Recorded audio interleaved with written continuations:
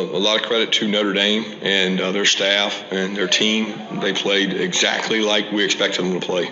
Physical, tough, don't beat yourself. And they did that. They did those exact things, right? They got 2 turnovers, and we didn't. And so 2 turnovers, you'll listen to Kirby, he refers to that often in this game as the reason. Calls it a 2-touchdown swing. Never once did he mention the idea that maybe they should have scored some touchdowns themselves. they returned a kickoff for a touchdown. So we basically spotted them, probably 14 points off of that, and costed ourselves a possession in the red area. So you heard Kirby, that costed us 2 possessions. And that should mean something. But it seems like it doesn't with Georgia. We waste halves of the time. Area when we fumbled down there, but they did a really good job.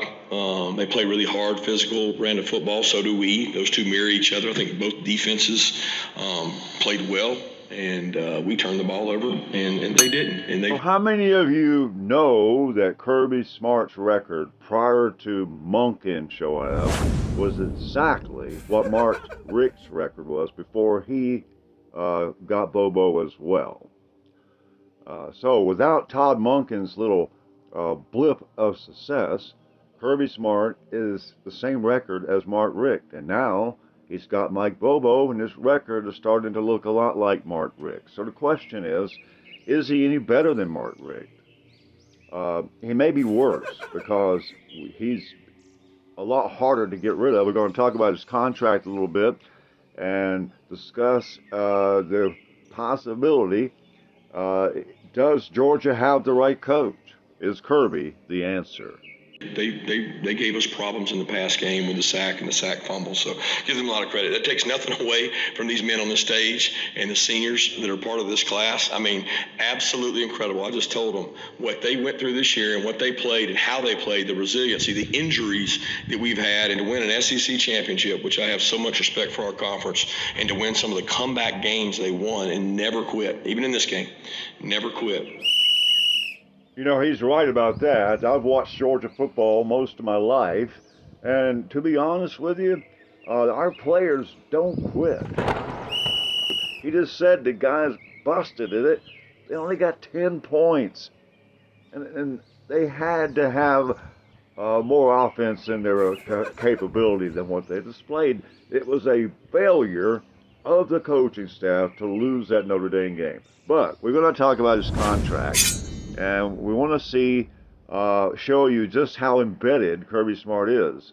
We better hope he's the right guy, because unless he walks away, it's almost impossible to get rid of Kirby Smart if you wanted to. And a lot of you never do want to. I'm not saying we should, but I am saying that we may have got ourselves in a bad situation by locking Kirby down so tightly.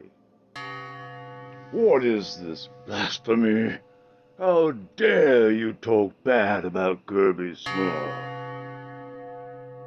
Well, Kirby Smart has made it pretty much clear that the way he's thinking as the CEO that he's paid to be.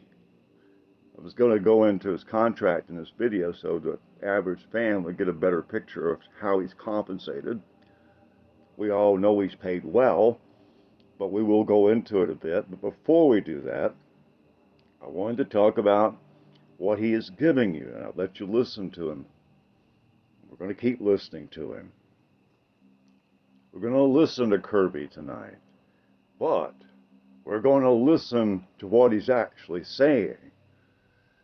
And he has and will and seems to be stressing 2 words: retention and stability. So what does he mean, retention and stability? Well, the college football world's upside down. Of course that would be good to be able to retain players and have a stable winning program. If you were stable as you were in 22, that would be a wondrous statement.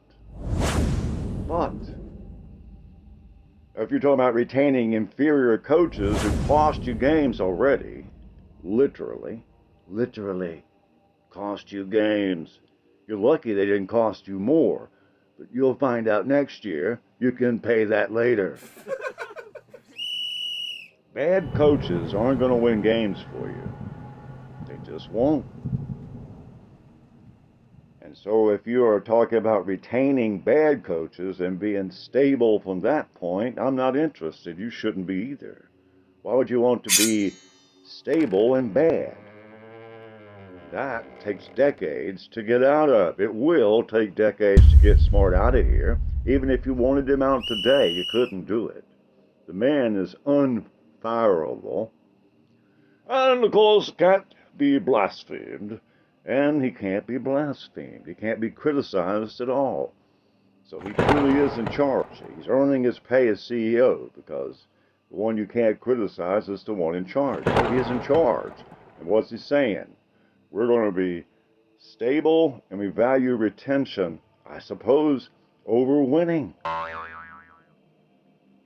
So Kirby, looking at the sport just falling apart in front of us, said, hey, I'm going to be the hero and have a stable program and retain my coaches, maybe even players.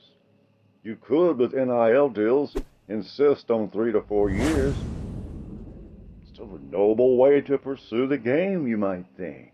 Absolutely noble. But if it's just a catchword so he can use it as an excuse to do what he freaking wants, it's not quite the same deal. That's the attitude you got to have to get better as a football program. So we got a lot of guys moving on, a lot of guys hurt in that locker room because we didn't get the outcome we wanted. But that's part of life. Now, for all you Tennessee listeners, I know you listen to my show. YouTube tells me you do. Thank you. But doesn't that sound a lot like Butch Jones, Tennessee fan? That sounds familiar, doesn't it? Well, let's ask Tennessee fans. Should we be concerned? Didn't Kirby sound a lot like Butch Jones right there? He did.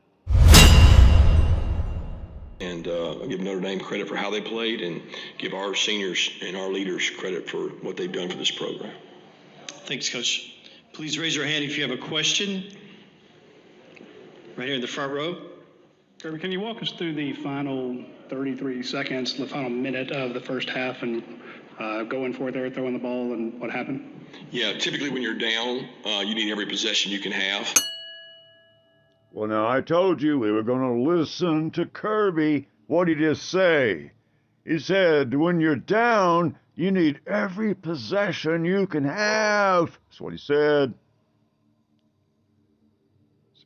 So when you're down, you need every possession you can have. It's not true when you're ahead. You need every possession you can have all the time. They're important. So why have you allowed your coordinator to waste first halves for 2 years now? You've allowed your coordinator to waste possessions for halves of the time. You waste possessions for halves of the time. See, I'm listening to you, but, well, we're listening. And we made a decision that we were going to be aggressive and we were going to try to go 2-minute. That's what everything says you should do. You can't give up possessions when you're trailing. So we're down 6-3. We felt like we had a little quick game pass. Certainly not counting on getting beat that quick, that left tackle. Well, why shouldn't you have known the left tackle wasn't going to get it done? Because it wasn't just one play. The left tackle, I don't think he won a battle the whole day, but he got cremated most of the time. And those sacks were preventable. It's all in the footwork. And your buddy Sorrells doesn't know anything about footwork, or at least it doesn't appear so. And got a sack fumble, which gave them some momentum. But at the end of the day, we got a great red area defense. We should stop them, and we don't play passive here. So we play to be aggressive. And do us all a favor, Kirby. The next time you try to be aggressive, don't bother. You didn't get anything when you're trying to be aggressive. That's why you lost the game. You weren't aggressively trying to score. Okay, so I told you we would talk about the Kirby Smart's contract. I'll just flash some of the details on the screen. I won't really get into details about it. Most of you know he's the highest paid coach. It pretty much rolls over, and there's real uh, no real limit to how long he can be here. His buyout is pretty high, and about the only way the contract could be terminated would be on his end, and it's a very low buyout on his end should he want to end the contract himself. So it didn't even give us the protection we wanted, but what it did do was kind of lock us in to Kirby Smart, and it seems like that there's no more checks and balances. Most of you might remember 2019 and 2020. They weren't exactly great offenses. And it did seem that there was some pressure from the administration to get Kirby Smart to fix that. And he promptly did. That's when he hired Todd Monken. But it doesn't seem like the dynamics are in place any longer to put that pressure on Kirby. Most coaches would have felt that pressure after the 51st offense in the country was turned in by Mike Bobo last season. All the numbers that we've been pointing to would have been addressed, and you lost a playoff game. You're falling off the mantle of excellence, and the pressure to fix that would have been paramount. So where does the pressure going to come from? The only place I could see it coming from is you, the fans. If you don't like what you're seeing, you're going to have to find a way to make that voice be heard. And hitting them in the pocketbook is going to be the most effective way. They're talking about stability and retention, and knowing that sounds good, but what it really means is we're not going to change anything because we don't feel like it. The money machine was put in peril in 2020 and 2019 because the offense failed. We showed up against LSU and was not competitive in the SEC championship game, didn't make the playoffs, and we were falling off the elite list. And that couldn't be done because that was the whole key. The powers that be, something put pressure on Kirby to fix that, but like I said, that pressure doesn't seem to be there anymore because Kirby has all the leverage now. And if he was the CEO that we hired him to be, he would fix this without him making the fans endure what is inevitably going to be at least a disappointing season. And you can see that he's become an excuse maker and rationalizes and defends the status quo because of his motto, retention and stability.